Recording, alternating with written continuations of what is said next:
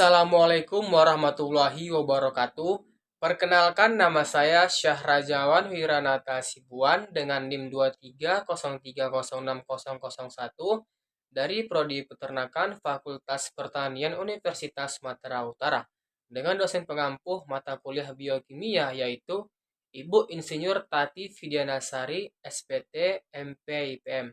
Nah, di video ini saya akan menjelaskan proses pencernaan lipid dan metabolismenya yang terjadi di dalam rumen retikulum pada ruminansia terkait dengan proses lipolisis, biohidrogenasi, dan sintesis asam lemak oleh mikrobia rumen.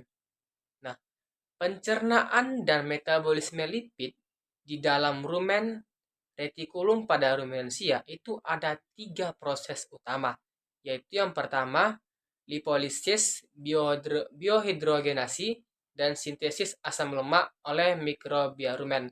Nah, dimulai dari yang pertama itu adalah lipolisis. Nah, untuk pengertiannya itu adalah proses pemecahan lipid ataupun biasa disebut dengan lemak menjadi komponen-komponennya yang lebih sederhana, yaitu asam lemak bebas dan gliserol. Dalam rumen, lipolisis dilakukan oleh enzim lipase yang diproduksi oleh mikroba rumen seperti bakteri dan protozoa.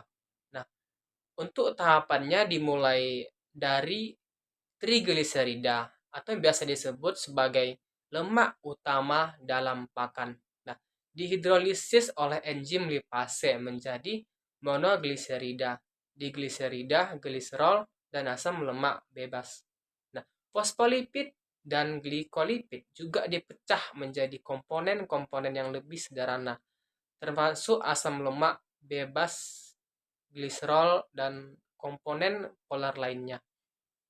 Nah, yang selanjutnya ke biohidrogenasi. Nah, setelah proses lipolisis, asam lemak bebas yang dihasilkan akan mengalami proses biohidrogenasi. Nah, untuk pengertian dari biohidrogenasi itu adalah proses yang mengubah asam lemak tidak jenuh itu menjadi asam lemak jenuh. Nah, itu merupakan langkah penting dalam rumen karena asam lemak tidak jenuh dapat menjadi racun bagi beberapa mikroba rumen.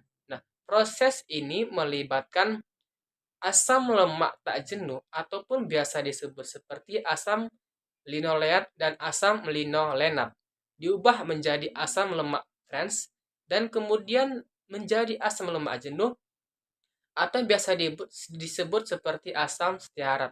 Nah, melalui penambahan hidrogen. Nah, proses ini dilakukan oleh bakteri rumen usus seperti Butyrifibrio fibrisolvens yang memiliki enzim untuk melakukan biohidrogenasi.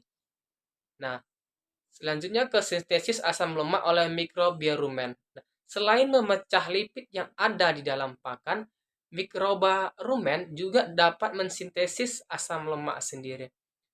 Proses ini meliputi mikroba rumen, terutama bakteri dan protozoa.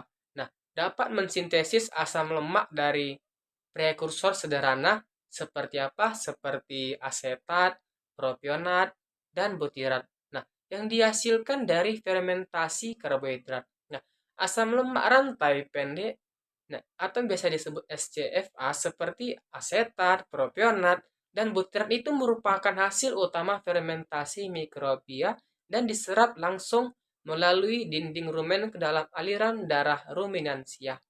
Nah, asetat itu kalau untuk dari pengertian itu merupakan prekursor utama untuk sintesis lemak susu dan jaringan adiposa.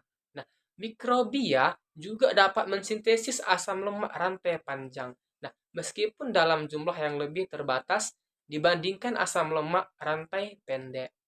Nah, selanjutnya itu asam lemak itu yang disintesis oleh mikrobia rumen, nah itu akan menjadi sumber asam lemak bagi ruminansia yang kemudian dapat diserap dan dimanfaatkan oleh tubuh.